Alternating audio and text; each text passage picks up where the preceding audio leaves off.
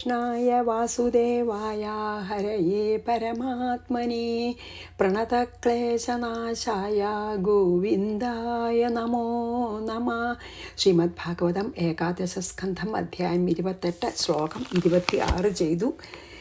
അതായത് സംസാര രഹസ്യം, അതായത് ബ്രഹ്മല്ലാതെ ഇവിടെ ഒന്നുമില്ല, ബ്രഹ്മമല്ലാതെ രണ്ടാമതൊന്നുമില്ല എന്ന് പറഞ്ഞ് ഓരോ പലതരത്തിൽ പറയുകയാണല്ലോ ഭഗവാൻ.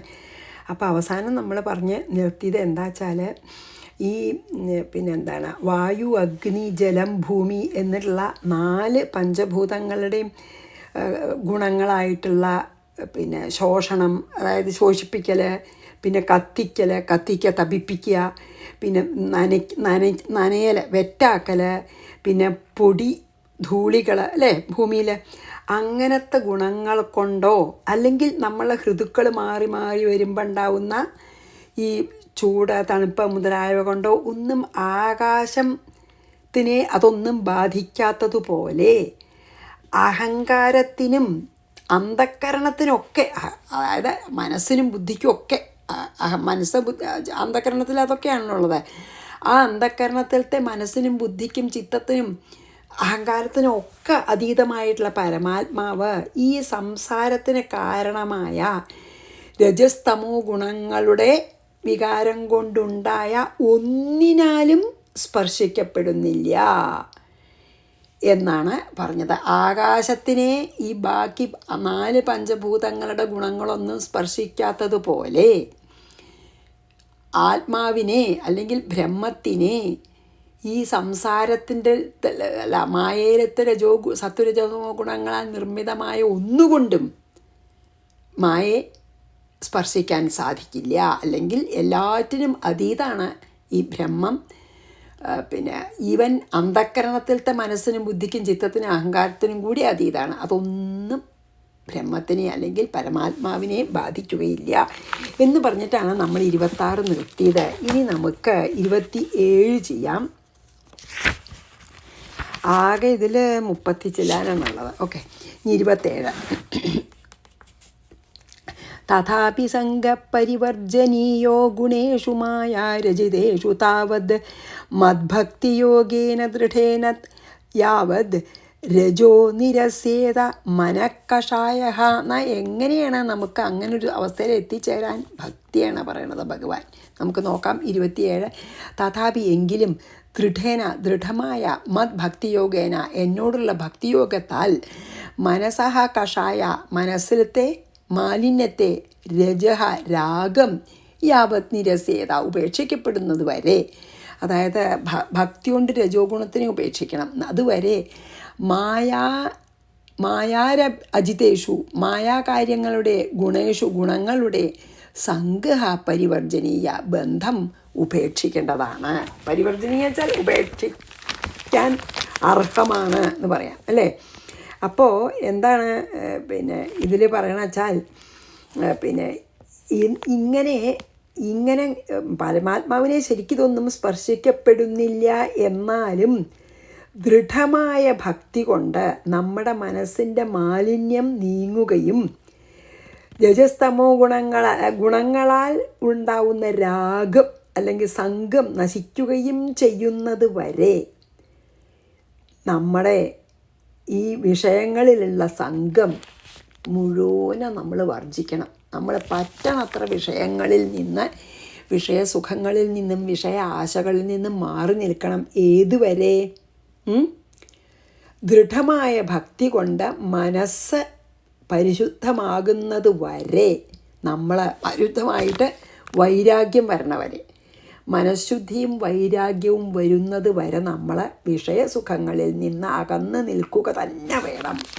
അല്ലെങ്കിൽ വിഷയങ്ങളിൽ നിന്നും ആഗ്രഹങ്ങളിൽ നിന്നും നമ്മൾ അതിനെ വർജിക്കുക തന്നെ വേണം എന്നാണ് ഇതിൽ പറഞ്ഞത് അല്ലേ.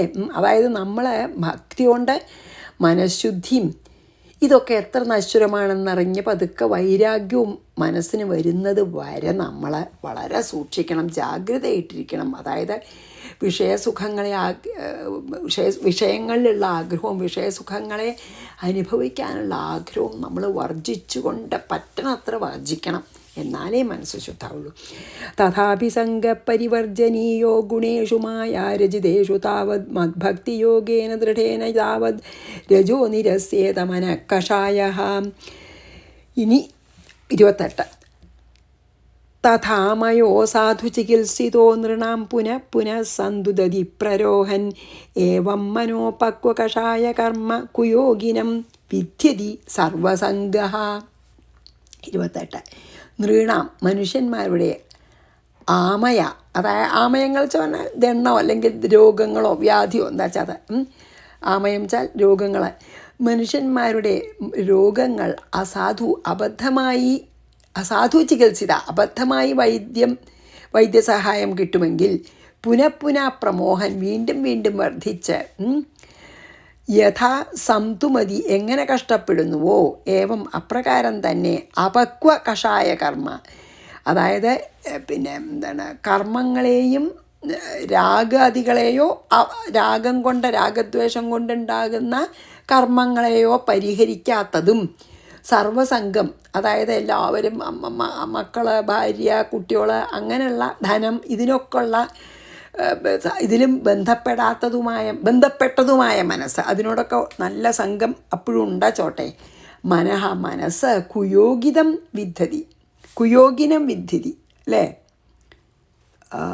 കുയോഗിനം വിദ്ധതി പറഞ്ഞാലോ നല്ല ജ്ഞാനം സിദ്ധിക്കാത്തവനെ അതിന്ന് ആ ജ്ഞാനപഥത്തുനിന്ന് മാറ്റിക്കളയുന്നു. എന്താണ് പറയണത് വെച്ചാൽ, അങ്ങനെ വാക്കിൻ്റെ അർത്ഥമല്ലേ പറഞ്ഞപ്പോൾ. അപ്പോൾ ഇതെന്താ പറയണത് വെച്ചാൽ, ഈ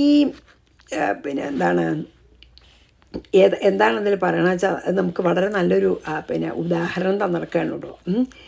അതായത് വേണ്ടതുപോലെ, അതായത് അതാത് സമയത്ത് വേണ്ടതുപോലെ നമ്മളൊക്കെ ചികിത്സ കിട്ടിയിട്ട് നല്ലോണം മാറാത്ത ഒരു രോഗം എങ്ങനെയാണ് വീണ്ടും വീണ്ടും അത് പിന്നെയും തല പൊക്കിയിട്ട് ആ ആൾക്ക് വന്നിട്ട് ആ ആളെ ഉപദ്രവിക്കുന്ന പോലെയാണ്.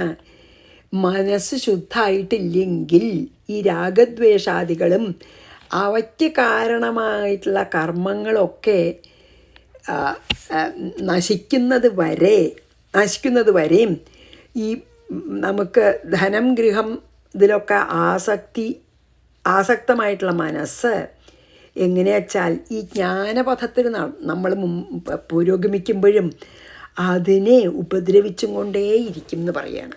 അതായത് മാറാത്തൊരു വ്യാധി വന്നിട്ട്, അല്ലെങ്കിൽ നല്ല ഭയങ്കര ഒരു അസുഖം വന്നു, അതിന് വേണ്ട ചികിത്സ തക്ക സമയത്ത് ലഭിച്ചില്ലെങ്കിൽ ആ ദണ്ണം തൽക്കാലം പിന്നെ ചികിത്സിച്ചു, പക്ഷെ അപ്പോൾ കുറച്ചൊന്ന് ദിവസത്തേക്കൊന്ന് അടങ്ങി, പിന്നെ ആദ്യം വന്നത്. ഇപ്പോൾ പലപ്പോഴും നമ്മൾ ചൊറിയൊക്കെ അങ്ങനെ കാണാം. ഈ സ്കിൻ ഡിസീസൊക്കെ ഒരിക്കൽ തൽക്കാലം ഇപ്പോൾ ആൻറ്റിബയോട്ടിക്സ് കഴിക്കേണ്ടതാണെന്ന് വെച്ചോളൂ, അത് കഴിച്ചില്ല വെച്ചാൽ തൽക്കാലം ഒരു ശമനമൊക്കെ കിട്ടും, അത് കഴിഞ്ഞാൽ പിന്നെയും വരും. അങ്ങനെ പല ദണ്ണങ്ങളുണ്ട്. അതിൻ്റെ മൂലകാരണം കണ്ടുപിടിച്ച് അതിന് പ്രതിവിധി ചെയ്യുന്നത് വരെ നമ്മളെ രോഗങ്ങളെ ഉപദ്രവിച്ചും കൊണ്ടിരിക്കും. അങ്ങനെയാണല്ലോ സാധാരണ അല്ലേ? അതായത് you have to find the cause of the disease. അപ്പോൾ ഒരു രോഗം ഉണ്ടായിച്ചാൽ അതിൻ്റെ റൂട്ട് കോസ് എന്താണെന്ന് കണ്ടുപിടിച്ച് അതിന് പ്രതിവിധി ചെയ്തില്ലെങ്കിൽ സിംറ്റംസിനെ മാറ്റാം. അത് നമ്മളെപ്പോഴും കാണുന്നുണ്ടല്ലോ, സിംറ്റംസിനെ മാത്രം ചികിത്സിച്ചാൽ എന്താ ഉണ്ടാവുക? തൽക്കാലം ഒരു ശമനം കിട്ടും, പിന്നെ അത് നമ്മളെ വന്ന് ഉപദ്രവിച്ചും കൊണ്ടേയിരിക്കും ആ അസുഖം. അതുപോലെയാണ് നമ്മൾ മനസ്സ് ശുദ്ധമായി നല്ല വൈരാഗ്യം വരുന്നത് വരെ നമ്മൾ വളരെ സൂക്ഷിക്കണം. എന്താച്ചാൽ ഇങ്ങനെ ഈ പുത്രാദികളിലുള്ള സംഘവും വിഷയങ്ങളിലുള്ള ആഗ്രഹവും നല്ലോണം വിട്ടുമാറാത്ത ഒരു സാധകനെ ഈ കാര്യങ്ങൾ ഉപദ്രവിച്ചും കൊണ്ടേയിരിക്കുന്നതാണ് പറയുന്നത് അല്ലേ? അതാണ് ഭഗവാൻ പറയണത്. അത് വളരെ ശരിയാണെന്ന് നമുക്ക് തോന്നും ചെയ്യും ഇല്ലേ?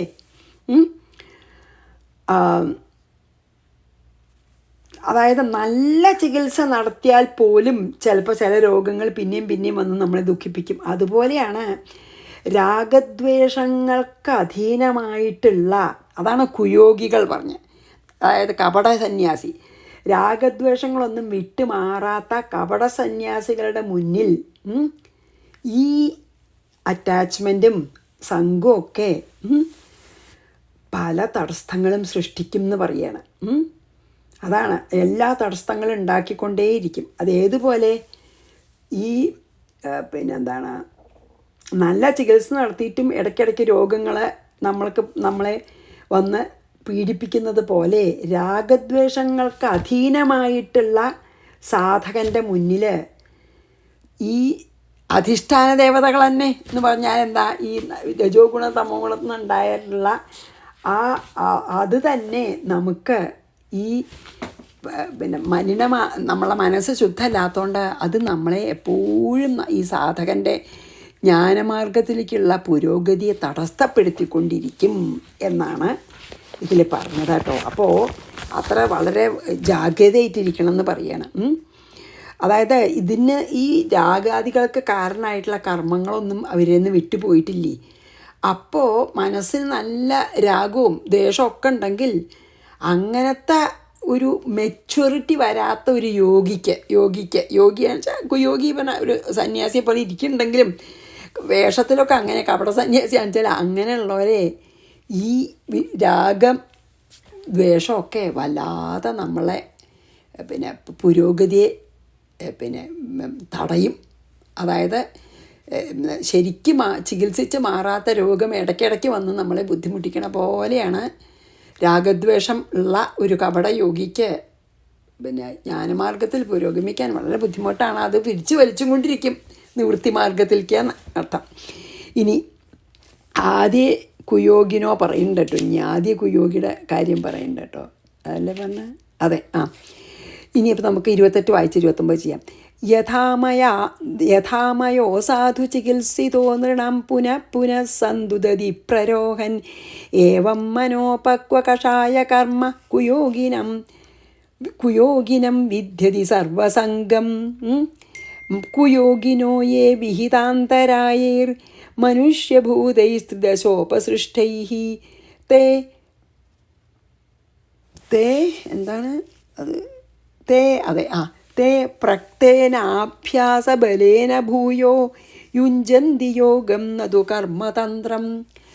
ഇനി 29 മനുഷ്യഭൂതൈഹി, അതായത് ഈ നമ്മുടെ ബന്ധുക്കളും അക്വൈൻറ്റൻസസും എല്ലാം ത്രിദശോപസൃഷ്ടൈഹി ദേവന്മാരാൽ സൃഷ്ടിക്കപ്പെട്ടവകളായ അന്തരായേഹി തടസ്സങ്ങളിനാൽ യേ കുയോഗിത നല്ല ജ്ഞാനം സിദ്ധിക്കാത്ത ഈ കുയോഗികൾ, അതായത് കപട സന്യാസിമാർ, വിഹിതാഹ അതായത് നിന്ദ്യന്മാരാക്കപ്പെട്ടുവോ തേ അവർ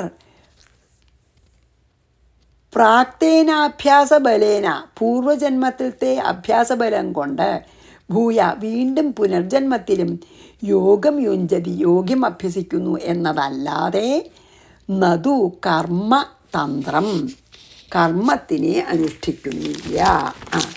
അതാണ് ഇതിലെന്താണ് നമുക്ക് പറയണം നോക്കാം. അതിൻ്റെ അർത്ഥം, അതായത് വാക്കിൻ്റെ അർത്ഥം വായിച്ചാൽ നമുക്കത് മനസ്സിലാവില്ല. അപ്പോൾ മുമ്പ് പറഞ്ഞു ഇങ്ങനെ നിശേഷം കർമ്മങ്ങളും ഒന്നും, അതായത് ഈ രാഗാദികളും അവയ്ക്ക് കാരണമായിട്ടുള്ള കർമ്മങ്ങളും നിശേഷം നശിക്കാതിരുന്നാൽ ഈ ധനം പുത്രാദികളിൽ ആസക്തമായിട്ടുള്ള മനസ്സ് ജ്ഞാനം ശരിക്കും ഉറയ്ക്കാത്ത ഒരു സാധകനെ ഉപദ്രവിക്കുന്നു പറഞ്ഞുല്ലോ. ഇനി ദേവപ്രേരിതമായിട്ട് ദേവന്മാർ അധിഷ്ഠാന ദേവതകളാൽ പ്രേരിപ്പിക്കപ്പെട്ട് ബന്ധുക്കൾ മൂലം എന്ത് വിഘ്നങ്ങളുണ്ടാവാം, ബന്ധുക്കൾ കാരണം. അങ്ങനെ ഈ ബന്ധുക്കൾ ഉണ്ടാക്കുന്ന വിഘ്നങ്ങളാൽ ഈ പിന്നെ ജ്ഞാനപഥത്തിൽ നിന്ന് ഭ്രഷ്ട് ആയി പോകേണ്ടി വന്നവർ അടുത്ത ജന്മത്തിലും ഈ കഴിഞ്ഞ ജന്മത്തെ ഒരു വാസന കൊണ്ട് കുറച്ച് യോഗാഭ്യാസമൊക്കെ ചെയ്യും അവർ. അങ്ങനെ ഒരു ജന്മം കൊണ്ട് പറ്റിയില്ലെങ്കിൽ അടുത്ത ജന്മങ്ങളത്തിലെങ്കിലും അവർക്ക് നിവൃത്തി മാർഗത്തിലേക്ക് കുറച്ചൊരു വാസന ഉണ്ടാവും. അതാണ് ഇതിൽ പറയണത്. അതാണ് നമുക്ക് ബന്ധുരൂപത്തിലും ഒക്കെ നമുക്ക് പിന്നെ ബന്ധുക്കളുടെ രൂപത്തിലും മക്കളുടെ രൂപത്തിലും ശിഷ്യന്മാരുടെ രൂപത്തിലും ഏത് രൂപത്തിൽ വന്നിട്ട് വേണമെങ്കിൽ നമ്മളെ ഈ നിവൃത്തി മാർഗത്തിൽ നിന്ന് വ്യതിചലിപ്പിക്കാൻ സാധിക്കും. അതാണപ്പോൾ ഇതിൽ പറഞ്ഞത്. എന്താ അറിയോ പറഞ്ഞത്, ഈ പിന്നെ ദേവന്മാരാൽ പിന്നെ പ്രേരിതരായിട്ടുള്ള നമ്മുടെ ബന്ധുമിത്രാദികൾ, ഈ ജ്ഞാനം ഉറയ്ക്കാത്ത കപട സന്യാസി എന്ന് പറയണ്ട, ജ്ഞാനം ഉറയ്ക്കാത്ത ഈ സാധകന് ആ പഥത്തിൽ നിന്ന്, അതായത് ജ്ഞാനമാർഗത്തിൽ നിന്ന് വ്യതിചലിപ്പിക്കാൻ സാധ്യത ഉണ്ട്. എന്നിട്ട് നമ്മൾ അങ്ങനെ അങ്ങോട്ട് മരിച്ചു എന്ന് ചോദിച്ചോളൂ. അതായത് കുറച്ച് കാലമൊക്കെ നിവൃത്തി മാർഗത്തിൽ നല്ലോണം ജ്ഞാനമാർഗത്തിൽ ശ്രദ്ധിച്ച് മുമ്പിലേക്ക് പോയി ഒരു സാധകൻ എന്ന് വിചാരിച്ചോളൂ. പക്ഷെ മുഴുവനെ എത്തണതിൻ്റെ മുമ്പേ ഒരുപാട് വിഘ്നങ്ങളുണ്ടായി. ബന്ധുക്കളുടെ രൂപത്തിലോ അല്ലെങ്കിൽ ഭാര്യയുടെ രൂപത്തിലോ മക്കളുടെ രൂപത്തിലോ അറ്റാച്ച്മെൻ്റ് കൊണ്ടേ അതിന്ന് ആ നിവൃത്തി മാർഗത്തിൽ നിന്ന് വ്യതിചലിക്കേണ്ടി വന്നു, അല്ലെങ്കിൽ ഭ്രഷ്ടാവേണ്ടി വന്നു ചോട്ടെ. അങ്ങനെയുള്ളവർ ഏതുവരെ എത്തി നമ്മൾ അതിന്ന് മുമ്പിലേക്ക് പോവാനുള്ള ഒരു അവസരം ഉള്ള ദിക്കിൽ ജനിക്കും. അതായത് നമ്മൾ ജനിക്കണത് പിന്നെ നമ്മളെ ഏതുവരെ പിന്നെ ഈ ആധ്യാത്മിക മാർഗത്തിൽ പുരോഗമിച്ചുവോ അത് നഷ്ടപ്പെടില്ല. നമുക്ക് അതിന്നും മുമ്പിലേക്ക് പോവാൻ പറ്റുന്ന സാഹചര്യത്തിൽ നമ്മൾ ജനിക്കും. നമ്മൾ ഈ വാസന നമുക്ക് ഉണ്ടായിരുന്നല്ലോ, ഈ ജ്ഞാനം വേണം എന്നുള്ളൊരു മുമുക്ഷുത്വം ഉണ്ടായിരുന്നല്ലോ കഴിഞ്ഞ ജന്മം. അതുകൊണ്ട് പിന്നത്തെ ജന്മവും ഒരു മുമുക്ഷുവായിട്ട് തന്നെ ജനിച്ചിട്ട് കർമ്മമാർഗത്തിൽ തുടരാതെ നിവൃത്തി മാർഗത്തിൽ തന്നെ അല്ലെങ്കിൽ ജ്ഞാനമാർഗത്തിലേക്ക് തന്നെ അവർ സഞ്ചരിക്കാൻ ഇടേണ്ടെന്ന് പറയണം. അതായത് ഒരു ജന്മത്തിൽ പറ്റിയില്ലെങ്കിൽ അത് പിന്നെ അർജുനൻ ചോദിക്കുന്നുണ്ടല്ലോ എന്താ ഉണ്ടാവുക എന്ന്. അപ്പോൾ പറയുമല്ലോ, ഗീതയിലും പറയുമല്ലോ ഭഗവാൻ, ഇതുവരെ ചെയ്തപ്പോൾ അത് നഷ്ടപ്പെട്ടില്ല, ഇനി അതിന്ന് മുമ്പിലേക്ക് പോകാതെ ജന്മെടുക്കുമെന്ന് പറയും. അതന്നെയാണ് ഇപ്പോൾ ഇതിൽ അങ്ങനെ പറഞ്ഞത്. എന്തെങ്കിലും കാരണം കൊണ്ട് ഒരു സാധകന് ജ്ഞാനം ദൃഢമാകാത്ത ഒരു സാധകന് ബന്ധുക്കളെ കാരണമോ എന്തെങ്കിലും ഈ അറ്റാച്ച്മെൻറ്റ്സും കാരണം രാഗം പിന്നെ വേണ്ടത്ര പിന്നെ വൈരാഗ്യവും മനഃശുദ്ധിയും ഇല്ലാത്ത കാരണം ബന്ധുക്കളാൽ, ദേവന്മാരാൽ പ്രേരിതമായ ബന്ധുക്കളാൽ ഈ ജ്ഞാനമാർഗത്തിൽ നിന്ന് ഭ്രഷ്ട് പറ്റിയാലും അല്ലെങ്കിൽ വ്യതിചലിക്കേണ്ടി വന്നാലും പിന്നത്തെ ജന്മം ഈ വാസനയോട് കൂടിയിട്ടല്ലേ നമ്മൾ മരിക്കണത്. അതുകൊണ്ട് പിന്നത്തെ ജന്മം അതിൽ നിന്ന് മുമ്പിലേക്ക് പോകാൻ തക്കോണുള്ളൊരു ദിക്കിൽ ജനിച്ചിട്ട് അവർ നിവൃത്തി മാർഗത്തിലേക്ക് തന്നെ പോവും. എന്നിട്ട് പിന്നത്തെ ജന്മം ചിലപ്പോൾ കിട്ടിയെന്ന് വരാം, അല്ലെങ്കിൽ പിന്നെയും ജന്മങ്ങൾ വേണ്ടി വന്നു എന്ന് വരാം. അതാണ്. അതായത് കുറച്ച് 1-2 ജന്മത്തും കൊണ്ട് നമുക്ക് മുക്തരായി തീരാൻ സാധ്യത ഉണ്ടെന്ന് പറയാം. അതായത് നമ്മൾക്ക് എത്ര നമ്മൾ മുമ്പോട്ട് വന്നു അതിന്ന് നമുക്ക് പിന്നിലേക്ക് ഭഗവാൻ പോകാൻ സമ്മതിക്കില്ല. നമ്മളെ മുമ്പിലേക്ക് പുരോഗമിക്കാനാണ്. അതൊരു നല്ല സന്തോഷമാണല്ലേ കേൾക്കാൻ. ഈ ജന്മത്തിൽ കിട്ടിയിട്ടില്ലെങ്കിലും നമുക്ക് ഇപ്പം നമ്മളെവിടെ എത്തിച്ചാൽ അവിടുന്ന് മുമ്പിലേക്ക് പോകാനുള്ളൊരവസരം ഭഗവാൻ ഉണ്ടാക്കി തരുന്നതാണ് പറഞ്ഞത്. ഇതൊക്കെ ഗീതയിലും തന്നെയാണ് പറഞ്ഞത് കേട്ടോ. അപ്പോൾ നമുക്ക് കുയോഗിനോ യോ വിഹിതാന്തരായേർ മനുഷ്യഭൂതൈ സ്ഥിതശോപസൃഷ്ടൈ തേ പ്രാക്തനാഭ്യാസബലേന ഭൂയോ യുഞ്ജന്തി യോഗം നതു കർമ്മതന്ത്രം. അപ്പോൾ അവർ പിന്നത്തെ പൂർവ്വജന്മത്തിലത്തെ ആ വാസനാബലം കൊണ്ട് പിന്നത്തെ ജന്മവും ഈ ജ്ഞാനമാർഗത്തെ തന്നെ അവർ പിന്നെയും അനുസരിക്കും. അല്ലാതെ കർമ്മമാർഗത്തിൻ്റെ കംപ്ലീറ്റ്ലി പ്രവൃത്തി മാർഗത്തിൽ പോവില്ല. അതായത് എന്തെങ്കിലും നമ്മളെ ഈ പിന്നെ ആധ്യാത്മിക യാത്രയിൽ എന്തെങ്കിലും വിഘ്നം വന്നാലും ജന്മാന്തരത്തിൽ നമുക്ക് മുക്തി കിട്ടുമെന്ന് പറയുകയാണ് അപ്പോൾ ഭഗവാൻ. ഇനി കരോതി കർമ്മ ക്രിയതേത ജന്തു കേനാപ്യസൗ ചോദിത ആനിപാതാത് നത്ര വിദ്വാൻ പ്രകൃതൗ സ്ഥിതോഭി നിവൃത്തതൃഷ്ണ സ്വസുഖാനുഭൂത്യ. 30 അല്ലേ? അപ്പോൾ നമുക്ക് 30ൻ്റെ വാക്കിൻ്റെ അർത്ഥം നോക്കാം. പലപ്പോഴും വാക്കിൻ്റെ അർത്ഥം പോരാ നമുക്ക്. അസൗ ജന്തു, ഈ ശരീരം എന്നത്, നമ്മൾ ജന്തു പറഞ്ഞാൽ ജനിച്ച ഈ ജീവി, കേന അഭി, ഇതം ഇത്തം എന്ന് പറയുവാൻ വയ്യാത്ത ഏതോ ഒരു സംസ്കാരത്താൽ ചോദിത, പ്രേരിപ്പിക്കപ്പെട്ടതായി ആനിപാതാത്, മരണം വരെ കർമ്മ കരോതി, നമ്മൾ എല്ലാ കർമ്മങ്ങൾ ചെയ്യാതിരിക്കാൻ പറ്റില്ല നമുക്ക് അല്ലേ, എപ്പോഴും എന്തെങ്കിലും ചെയ്യണം. ക്രിയതേച്ച, അതുകൊണ്ട് പരിണാമത്തെയും പ്രാപിക്കുന്നു. ആ കർമ്മത്തിൻ്റെ അനുസരിച്ച് നമുക്ക് ഫലവും ഉണ്ടല്ലോ, അപ്പോൾ പരിണാമം ഉണ്ടാവും. വിദ്വാൻ, ജ്ഞാനി, അതായത് ജ്ഞാനം ഉള്ള ആൾ പ്രകൃതവും ശരീരത്തിൽ സ്ഥിത അഭി, അതായത് ജ്ഞാനി ശരീരത്തിൽ ഇരിക്കുന്നുണ്ടെങ്കിലും എന്താ സ്വസുഖാനുഭൂത്യ ആത്മസുഖം അനുഭവിക്കുന്നതിനാൽ നിവൃത്ത തൃഷ്ണ ആഗ്രഹങ്ങളില്ലാതെ ആഗ്രഹങ്ങൾക്ക് നിവൃത്തി വന്നവനായി അത്രാച ആ പ്രവൃത്തിയിലും ഒന്നും രാഗമുണ്ടാവുന്നില്ല. അതാണ് പറഞ്ഞതിൽ. എന്താണ് ഇതിൽ ഭഗവാൻ പറയണ വെച്ചാൽ നല്ല, അതായത് പിന്നെ അവിവേകിയായിട്ടുള്ള ഒരാൾ ഏതോ സംസ്കാരം കൊണ്ട് പ്രേരിതനായിട്ട്, അതായത് വിവേകം ഉദിക്കാത്ത ജ്ഞാനിയല്ലാത്ത ഒരാൾ പൂർവ്വജന്മങ്ങളിലത്തെ ഒക്കെ വാസനകളുടെ ഒക്കെ ഇൻഫ്ലുവൻസോട് കൂടിയിട്ട് മരിക്കണ വരെ കർമ്മം ചെയ്തുകൊണ്ടേയിരിക്കുന്നു. കർമ്മത്തിൽ പിന്നെ ആസക്തിയുണ്ട്, അതായത് കാമ്യകർമ്മങ്ങളാണ് ചെയ്യണത്. വിവേകമില്ലാത്ത ഒരാൾ പൂർവ്വജന്മങ്ങളിലത്തെ വാസനയുടെ ബലം അനുസരിച്ചിട്ട് ഓരോ കാമ്യകർമ്മങ്ങൾ ചെയ്തും കൊണ്ടേയിരിക്കുന്നു മരണം വരെ. അതിനനുസരിച്ച് സുഖദുഃഖങ്ങളെയും അയാൾക്കുണ്ടാവും അല്ലേ?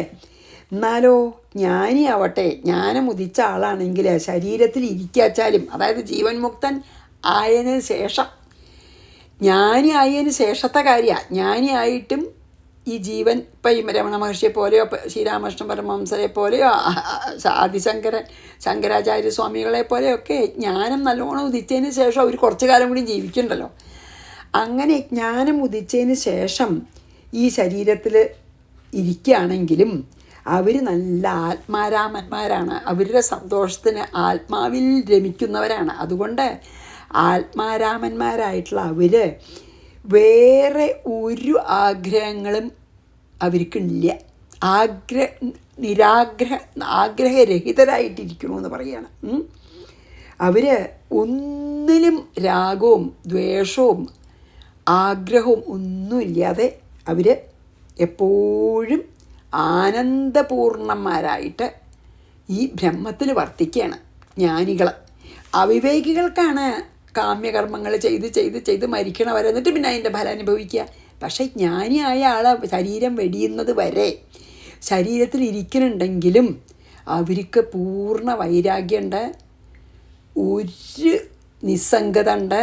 അത് കാരണം അവർ ആത്മാരാമന്മാരായിട്ട് ശരിക്കും ബ്രഹ്മാനന്ദ സുഖം അനുഭവിച്ച് വർത്തിക്കുകയാണ് ആരാ വിദ്വാൻമാർ. മറ്റേ അവിവേകികളെ പോലെ അല്ല. അവർ കർമ്മങ്ങളൊക്കെ ചെയ്യും. ഈ ബോഡി വീണ വരെ അവർക്കും കർമ്മങ്ങൾ ചെയ്യേണ്ടി വരും. ഇപ്പോൾ കുളിക്കുക ഉണ്ണൊക്കെ വേണ്ടി വരും അല്ലേ? പക്ഷേ അതിലൊന്നും ഇൻവോൾവ്ഡ് അല്ല. ബ്രഹ്മപദത്തിൽ വർത്തിച്ചും കൊണ്ടാണ് അവരെല്ലാം ചെയ്യണത്. അവർ ഈ ദേഹത്തിനെ നോക്കി നിന്ന് ഒരു സാക്ഷിയായിട്ട് നോക്കി നിന്ന് കാണണേ ഉള്ളൂ. ആരെ? ജീവൻ മുക്തന്മാർ, ബ്രഹ്മജ്ഞാനികൾ. ഈ ശരീരത്തിൽ ഇരിക്കുകയാണെങ്കിലും അവർക്ക് ആസക്തി ഇല്ല, ആഗ്രഹമില്ല, നിസ്സംഗരാണെന്ന് അതാ പറഞ്ഞു. അല്ല 30 ചെയ്തത്. അതെ, കരോതി കർമ്മ ക്രിയതേജ ജന്തുക്കളെ പറഞ്ഞാൽ വിവേകമില്ലാത്തവരെ സകാമകർമ്മം ചെയ്ത് ചെയ്ത് ചെയ്ത് മരിക്കണവരെ. അത് കഴിഞ്ഞാൽ അതിൻ്റെ ഫലം അനുഭവിക്കാതെ ജനിക്കും. പക്ഷെ ജ്ഞാനം ഉദിച്ചാൽ അങ്ങനെയല്ല. ഈ ശരീരം വീണാൽ നേരെ മോക്ഷം അവർക്ക്. കരോതി കർമ്മ ക്രിയതേജ ജന്തുക്കേനാപ്യസൗ ചോദിത ആനിപാതാത് ന തത്ര വിദ്വാൻ പ്രകൃതൗ സ്ഥിതോപി നിവൃത്ത തൃഷ്ണ സ്വസുഖാനുഭൂത്യ. ഇനി നമുക്ക് 30 ഇപ്പം നമ്മൾ ചെയ്താതെ 31 കൂടി ഇങ്ങോട്ട് ചെയ്യാം. തിഷ്ടന്തമാസീന മുതവ്രജന്തം ശയാനമോക്ഷന്തമദന്തമന്നം സ്വഭാവമന്യത് കിമപീഹമാന ആത്മാനമാത്മസ്ഥമതിർന്നവേദ. എന്താണ് 31 പറയണം നോക്കാം. ആത്മസ്ഥമതി, പരമാത്മാവിൽ മനസ്സ് ലയിച്ച ആൾ, അതായത് പിന്നെ ബ്രഹ്മാനന്ദ സുഖത്തിൽ വർത്തിക്കുന്ന ആൾ, ആത്മാനം ദേഹത്തിനെ തന്നെ തിഷ്ഠനം നിൽക്കുന്നതായോ, ആസീനം അഥവാ ഇരിക്കുന്നതായോ, വൃജന്തം അഥവാ നടക്കുന്നതായോ, ശയാനം കിടക്കുന്നതായോ, ഉക്ഷന്തം മലമൂത്ര വിസർജനം ചെയ്യുന്നതായോ, അന്നം മദന്തം ഉണ്ണുന്നതായോ, അന്യത് കിമപി സ്വഭാവം ബാക്കി എന്ത് ചെയ്യുന്നതിനെയും ഈഹമാനം ചെയ്യുന്നതായോ അറിയുന്നില്ല. അതാണ് ഇതിൽ ഏറ്റവും, അതായത് ഒരു ജ്ഞാനി ജീവൻ മുക്തൻ്റെ കാര്യമൊക്കെ പറയണത്. ഒരു ജീവൻ മുക്തൻ നിൽക്കുകയോ ഇരിക്കുകയോ കിടക്കുകയോ മലമൂത്ര വിസർജനം ചെയ്യുകയോ ആഹാരം കഴിക്കുകയോ മറ്റെന്തെങ്കിലും നമ്മൾ ചെയ്യുന്ന എന്ത് പ്രവൃത്തി ചെയ്യുമ്പോഴും ആത്മനിഷ്ഠനായിട്ട് ഇരിക്കുന്നത് കൊണ്ട് ഈ ദേഹം ചെയ്യണതൊന്നും അവരറിയണേയില്ല. ദേഹം ഇങ്ങനെ വീഴണ വരെ അതിൻ്റെ ഓരോ പ്രകൃതിയിലുള്ള സ്വാഭാവികമായിട്ട് ആ ദേഹത്തിന് ചെയ്യേണ്ടതൊക്കെ ദേഹം ചെയ്യും. സമയം വന്നാൽ ഉണ്ണും, നിൽക്കും, ഇരിക്കും, കിടക്കും. മലമൂത്ര വിസർജനത്തിനുള്ള ആ ഒരു ഇത് വന്നു വെച്ചാൽ, ആ ഒരു റിഫ്ലക്സ് ആയിട്ട് വന്നു വെച്ചാൽ അത് പോയി ചെയ്യും. പക്ഷേ ഈ ജീവൻ മുക്തൻ അതൊന്നും അറിയണേയില്ല. അത്ര പോലും ആത്മാവ് വേറിട്ട് നിന്ന് അദ്ദേഹം എപ്പോഴും പരമാനന്ദ സുഖം അനുഭവിക്കുകയാണ്. നിത്യാനന്ദ ആ സച്ചിദാനന്ദ സ്വരൂപത്തിൽ തന്നെ വർത്തിക്കുകയാണ്. അതാണ് പറഞ്ഞത്. എന്താ കഥ അല്ലേ? ജീവൻ മുക്തനായിട്ടുള്ള ഒരാളെ നമുക്ക് തോന്നുക. അപ്പം നമുക്കിവിടെ നിർത്താട്ടോ. അതെ, അപ്പം ഞാൻ ഈ 31 വായിച്ചിട്ട് നമുക്കിവിടെ നിർത്താം. തിഷ്ടന്തമാസീനമുദവ്രജന്തം ശയാനമുക്ഷന്തമദന്തമന്നം സ്വഭാവമന്യത് കിമപീഹമാന ആത്മാനമാത്മസ്ഥമതിർന്ന വേദ. ശ്രീകൃഷ്ണാർപ്പണമസ്തു. സർവത്ര ഗോവിന്ദനാമ സങ്കീർത്തനം. ഗോവിന്ദ ഗോവിന്ദ. ഗുരുവായൂരപ്പ ശരണം. സമസ്താപരാധം ക്ഷമസ്വമേ.